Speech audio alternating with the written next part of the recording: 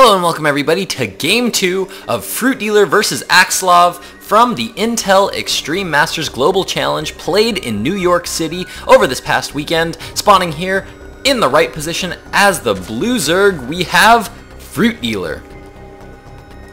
Spawning here in the left position of MLG Dual Sight as the red Protoss.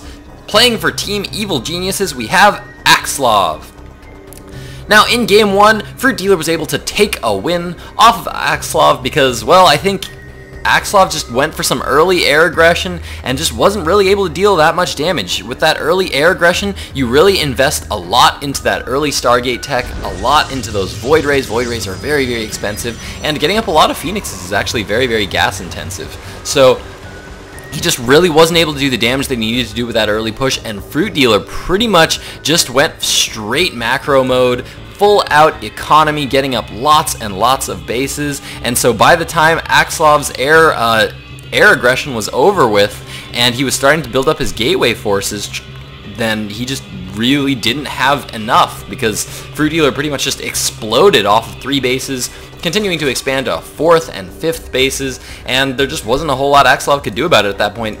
FruitDealer was just way too far ahead in the economy. Now, we do have a variation here from what happened in Game 1. Looks like FruitDealer has decided to go for a fast gas and fast pool as well, rather than a fast expansion that he went for in Game 1. In Game 1, he took a very fast expansion and then followed up with his gas and then his pool, but it looks like here it is going to be a gas pool opening here from FruitDealer. EGAxslav trying to be very annoying with this one probe constantly coming in here trying to poke away at this drone. And in the base of EGAxslav, what is he actually going to be doing? Looks like he might be going for another Forge fast expand here. Looks like he is placing that pylon. Ooh, looks like it's going to be a very fast Nexus here from EGAxslav. So this is a little bit risky of a move here, especially considering that FruitDealer went for gas pool and EGAxslav scouted it. He did of course scout this. He saw that the gas pool opening has gone down. He knows that his opponent is going to have Zerglings, and with Zergling speed very fast, and despite that he is still going for a Nexus first opening. Now Forge is going down here, but man, I don't know about this. This is a risky move from EGAxslav considering he lost Game 1. If he loses this game, he is going to lose the best of 3 and will not be moving on in the tournament. So he really needs to get up some defenses very fast if he's going to want to be able to deal with any kind of aggression here from FruitDealer. At this point in time, FruitDealer is probably would have a good shot at just going a lot of speedlings right now and just running them straight past all these defenses into his opponent's base, and he could do a lot of damage. Now, of course, what EGAxslav is going to be able to, or what he's going to have to do, just to be extra safe, is he's going to have to start to throw down all his buildings down here. Not only will it help him wall off, but of course, for some reason, if the worst of the worst does happen, and there is a big, massive Zergling run by that get into his main, he wants to be able to transfer all his workers down to this natural and have all his buildings be nice and safe, and the most he'll lose here is a Nexus, which is actually a huge loss, but considering if you lost your Nexus and you had all your gateways and your Forge in here as well, that would definitely not be the best position. And then your natural would just be open, and then you might just lose your natural expansion. So definitely need to be placing as many of these buildings down here as possible and trying to wall off and create as large of a wall as possible. Now, what is FruitDealer going to be doing here? He's producing a lot of Zerglings right now. 12 Zerglings, 14 Zerglings currently on the production tab. I didn't even know that was possible off of one hatchery. That's a lot of Zerglings to have in production at once off of one hatchery, and it looks like FruitDealer is going to be going for a big Baneling bust here. The Baneling nest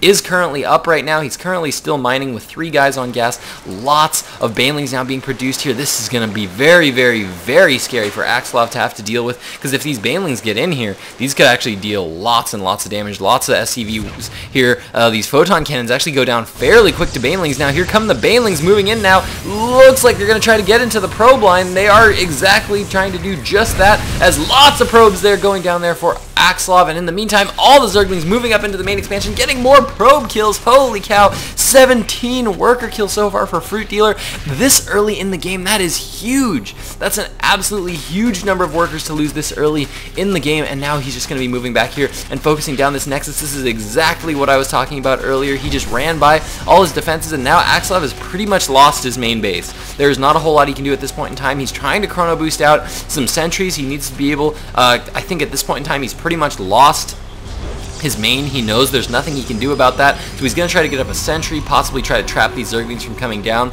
or just try to prevent any more attacks from coming in here. But more Banelings are now moving in here for FruitDealer. They are taking down a lot more probes.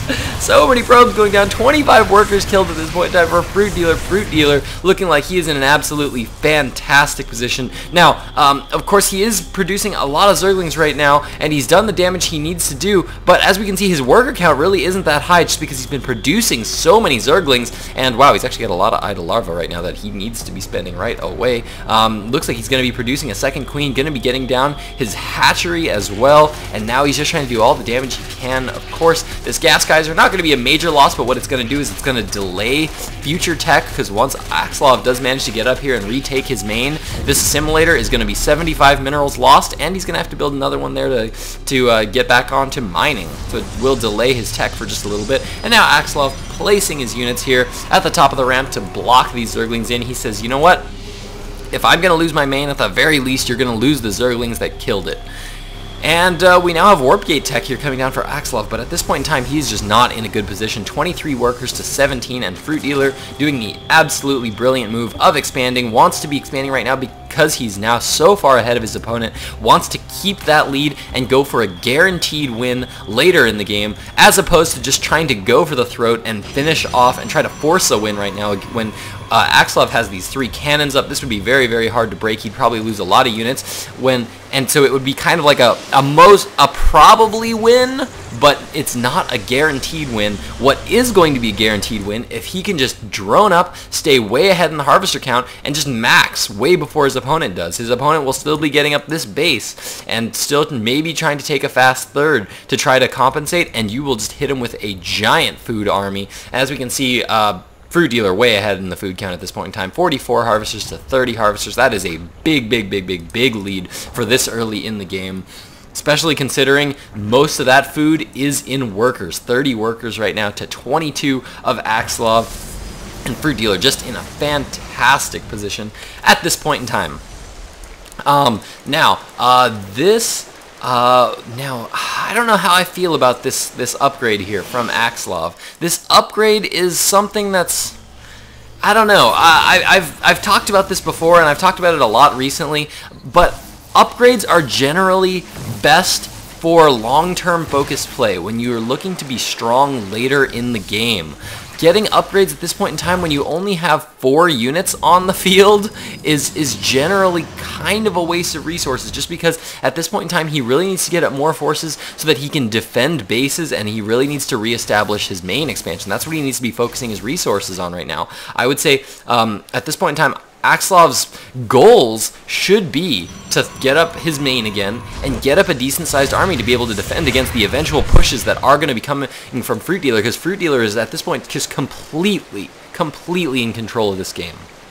So he really needs to be able to play defensively right now, and to be able to do that, he's really going to need to get up his expansion as quick as possible, and he's going to be needing to get up more and more units. These upgrades are definitely a little bit risky, as he doesn't know at this point in time what exactly FruitDealer is doing. As far as he knows, FruitDealer could just be maxing an army right now, could just be building a big giant push on one base.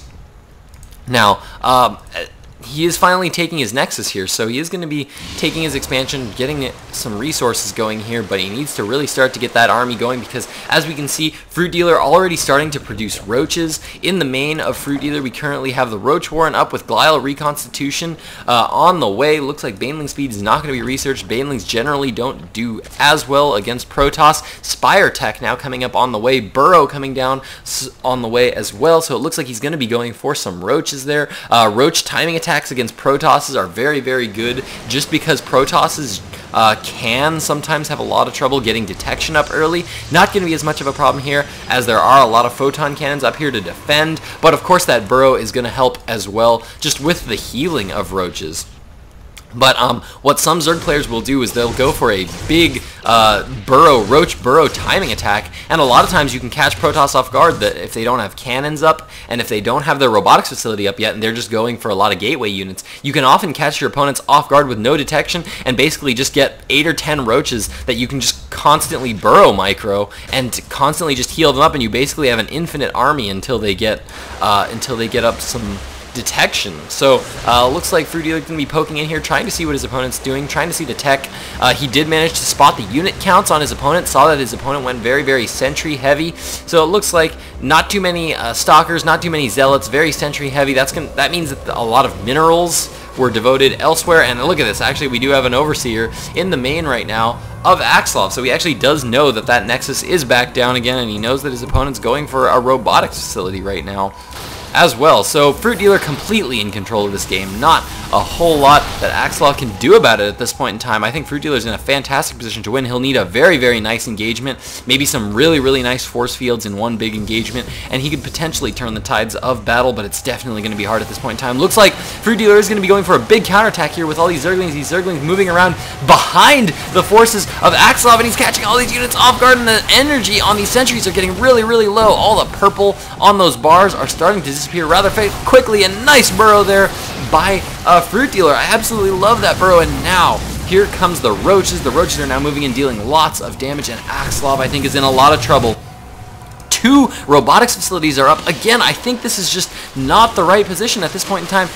If anything, I would say he needs to go for something a little trickier. Maybe go for Stargate Tech, go for Dark Templar, something that can trick his opponent. And there we go. We have more upgrades coming down here for EGAxslav. Again, I'm not sure I agree with these upgrades here by EGAxslav, because as you can see, he doesn't have any units at this point in time to be able to defend. The worker count right now is still heavily favoring FruitDealer, 53 workers to 44 at this point in time. The main is back up and mining for EGAxslav, but man, he's going into robotics, robotech here, and I don't know. I just don't know how I feel about this. He needs to, like I said, do something a little bit unorthodox, just because his opponent is going to be way ahead, and if he just plays a standard game against a Zerg opponent at this point in time, when Zerg is currently on 3 base and even looking to take a 4th, then he's just going to be in super boss macro mode, and he's going to be doing so well in the macro. He needs to do something a little more surprising, something not so standard, so that he can get in there and try to do some damage there and maybe catch his opponent off guard. Now, we do have Mutalisks currently on the way for FruitDealer. It looks like he's going to be transitioning into Mutalisk here to try to get some harassment. It looks like he's going to be going for a contain. I love this move from FruitDealer, because at this point in time, he's got a lot of Roaches out front, but and he knows his opponent is still pinned to 2 base, and he knows he's going on his 4th base. So his goal at this point in time is to try to just utilize mobility. He knows his opponent is limited on units. He might even, I mean, he's probably aware of the fact that his opponent's going for a lot of upgrades and things, so he doesn't have a lot of forces at this point in time. And now the Mutalisks are swarming in there, and the GG from EGAxslav. He knows there's no way he is coming back from that. So well played game there by FruitDealer. Holy cow. I'm actually gonna be casting, I think I'm gonna try to cast the finals of this series. Just because I didn't get to catch the rest of IEM because I was watching MLG all weekend, so I didn't get to actually see any of the games from IEM, so I'll probably be casting some more games from this series, maybe some more from FruitDealer, because I actually really, really want to see how FruitDealer is playing now that he's back in the StarCraft 2 world. So this is going to be it for me today, guys. I didn't get to cast yesterday because I was watching MLG all day, and so today I'm just going to be uploading these 2 games because, well, my roommates want to be playing some League of Legends, so definitely don't want to be denying my roommates any time playing League of Legends at all. So this is going to do it for me, guys. Thank you guys so much for watching. Big heart to you guys. Glitch out.